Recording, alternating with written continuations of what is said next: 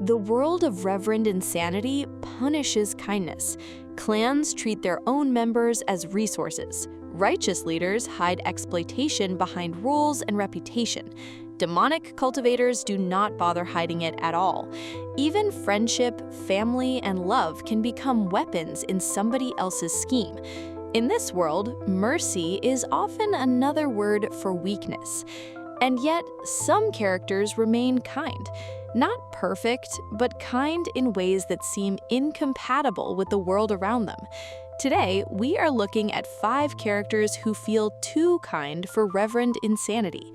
Shang Xin-shi, Tai Bai Yun-sang, Gu Ye Qing-shu, Big Beard, and Paradise Earth Immortal Venerable. They represent 5 different kinds of goodness: compassion, mercy, sacrifice, ordinary decency, and redemption. The important question is not simply why they are kind, it is how they remain kind when their world gives them every reason to stop. Shang Xin-shi is the most obvious answer. When Fang Yuan first encounters her, she is still known as Zhang Xin-shi, a mortal traveling with a merchant caravan. The caravan is brutally hierarchical. Gu masters can beat or kill mortal servants with almost no consequences, while the servants fight among themselves for food and security. Shang Xin-shi responds by giving food to those people. The mortals describe her as compassionate because her kindness is not reserved for anyone important. She helps the people whom the Gu world taught everyone else to ignore. When Fang Yuan pretends to be a desperate servant and begs her to buy his goods, her first concern is not whether the trade is profitable. She tells him that life is precious and that he should not throw it away so easily. Fang Yuan immediately recognizes both her virtue and its danger.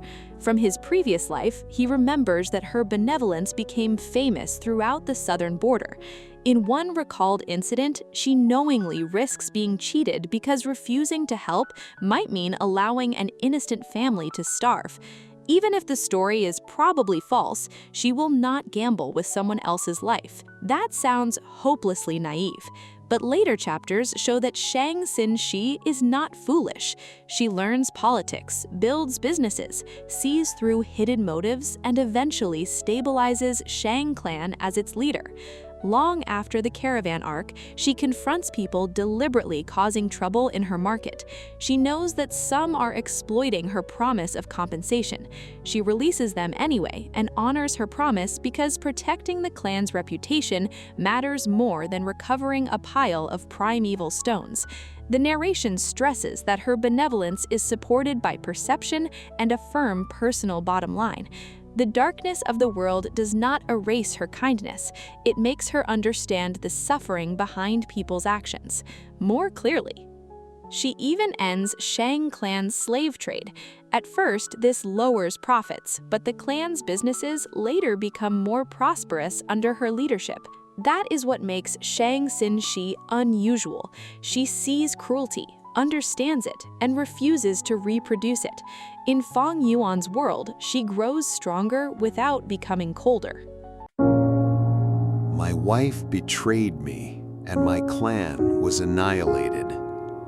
Whenever fate offered me a chance, I always chose to reach out and help others, even when I was empty inside. Tai Bai Yun-sang represents kindness as mercy. His tribe is destroyed. He becomes a slave, suffers betrayal, and is captured by variant humans. None of it makes him cynical. From age 7, he wants to travel northern plains and help ordinary people. By 80, his benevolence is respected across the region.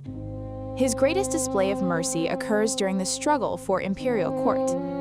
He Lao Lun's army surrounds Mao Lu tribe after Tai Bai Yun-sang removes the artificial mountain protecting them. He has already won. With one more attack, he could cause an enormous slaughter and earn even greater military merit. Instead, he stops. When He Lao Lun calls for the enemy to be killed, Tai Bai Yun-sang argues that heaven cares for living things and asks why more people need to die. He offers to persuade Mao Gu tribe to surrender. His reputation is so great that enemy soldiers open a path for him, and Mao Gu tribe remembers that he once restored its spirit spring without demanding payment. His negotiation succeeds. More than 100,000 people surrender instead of dying. The narration directly credits him with saving their lives. Bai Yunsang's softness also makes him vulnerable. He feels overwhelming guilt, trusts deeply, and remembers every debt of gratitude. Fang Yuan exploits these traits by pretending they share a master and by presenting calculated assistance as sincere brotherhood. After believing that his own hesitation contributed to Fang Yuan becoming a zombie, Bai Yunsang cries, tries to kneel, and promises to spend his life searching for a cure. His kindness does not protect him from manipulation. It helps Fang Yuan manipulate him. But that does not make his compassion meaningless. In a novel where intelligence is often measured by how effectively someone uses others, Bai Yunsang measures himself by how many people he can save. Gu Yu Qing Shu is a more complicated choice. He is not universally merciful. His loyalty is centered on the Gu Yu clan, and he is willing to kill its enemies. Yet within that limited circle, he is patient, protective, and self-sacrificing. Qing Shu gives up the path to clan leadership when Gu Yu Fang appears, even though he had been raised as Gu Yu Bo's successor. He comforts Fang Zhang when the younger Gu master makes mistakes and encourages him when he loses confidence. His final battle reveals the cost of that character. When Bai Ningbing demands Fang Yuan's location, Qing Shu refuses to betray a clansman. When Bai Ningbing turns his attention towards Fang Zhang, Qing Shu physically steps between them, then activates Wood Charm Gu before knowing that its power will transform his body and consume his consciousness. Qing Shu dies, but his last letter explains why he can accept that death. He compares the clan to a forest. Old trees shelter the young, then become nutrients that allow new trees to grow. He admits that he fears death, yet believes he can leave without regret if his sacrifice protects what comes after him. There is something tragic here. Qing Shu's goodness is real, but he gives everything to a deeply flawed institution that treats sacrifice as normal. Still, his effect on Gu Yu Fang is undeniable. Qing Shu's death inspires Gu Yu Fang to seek strength for the protection of others. In a world obsessed with inheritance, Qing Shu's most important inheritance is not a Gu worm.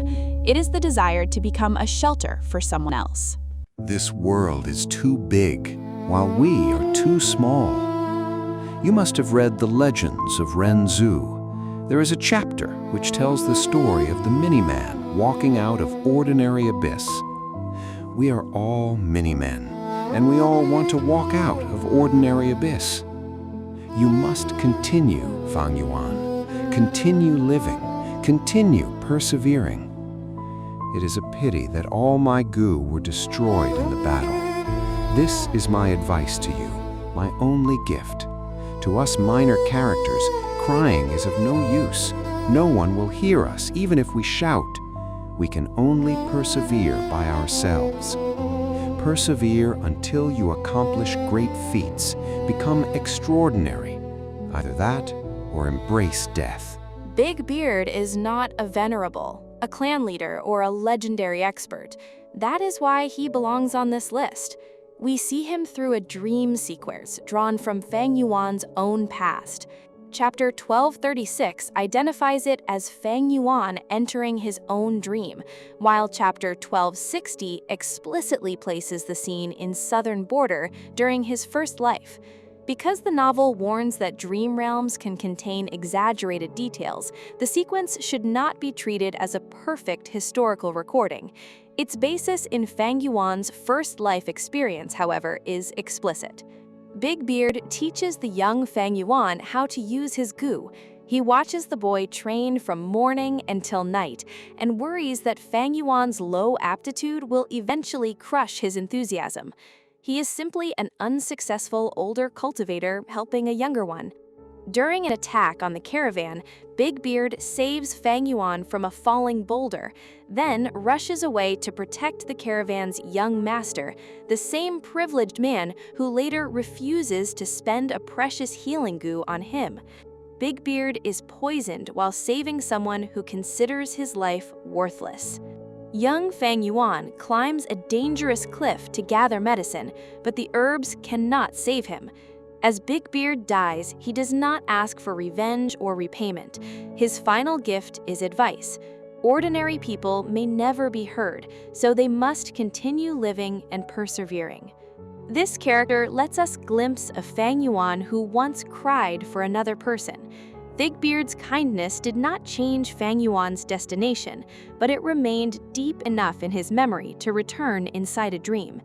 Frankly, among all the inheritances I have seen, Big Beard leaves behind only a few lessons and an act of care. Somehow, that makes his legacy feel more human. Buried in the earth for 100,000 years, brushing dust off my clothes as I rise once more, wishing for all lives to be equal, may all living beings compete in harmony. Paradise Earth Immortal Venerable is the greatest challenge to the idea that kindness belongs only to the weak. He reaches rank 9. He possesses the power to dominate an era. Yet Chapter 1548 calls him the kindest and most merciful of the 10 Venerables. It states that he healed the world after Spectral Soul's age of slaughter, and that his known inheritance possessed no offensive methods. Its specialty was trapping and reforming enemies, rather than killing them. That distinction is important. Paradise Earth is not merciful because he lacks power. Mercy is how he chooses to use power. His attitude toward Fang Yuan demonstrates the scale of that commitment. On Red Lotus's Stone Island, Paradise Earth argues that Fang Yuan is not emotionless and that it is never too late for redemption. He knows exactly what sort of person Fang Yuan may become, yet he is still willing to arrange an opportunity for him to change. Paradise Earth's inheritor later puts that philosophy into practice through the killer move 3 lifetimes reform a chosen one. Fang Yuan's goal survives every constructed life, forcing Lu Wei-yin to conclude that he cannot be reformed. This is a separate attempt, but it follows the same Paradise Earth principle. Paradise Earth's philosophy is therefore not proven correct by easy success. It is tested against the most uncompromising person in the novel, and it loses. Yet even that failure gives his kindness meaning. Spectral Soul answers suffering by making the world suffer with him. Paradise Earth answers a world shaped by Spectral Soul by trying to heal it. One turns pain into justification for slaughter, the other turns pain into a reason to prevent more of it. Paradise Earth is not naive either. His plans stretch across eras, and his arrangements reveal formidable calculation. Kindness in Reverend Insanity does not require political innocence. What makes him exceptional is that after reaching the peak, he still treats redemption as worth attempting. These characters are too kind for the world of Reverend Insanity, but that is exactly why the story needs them. Sheng Xin-si proves that kindness can survive experience. Tai Bai Yun Seng proves that mercy can save people, even when it creates no advantage. Gui Yang Qing Shu proves that an ordinary life can become shelter for another. Big Beard proves that small acts of decency can remain in someone's memory for centuries. And Paradise Earth proves that compassion is not merely the morality of the powerless. It can be the deliberate choice of someone standing at rank 9. Their stories do not prove that goodness always wins. Kind people are deceived, exploited, sacrificed, or defeated. But Reverend Insanity does something more interesting than saying kindness is useless. It shows us its price.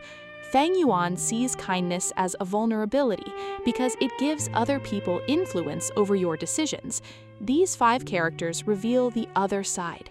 Kindness is also the decision that another person's life has value, even when recognizing that value costs you something.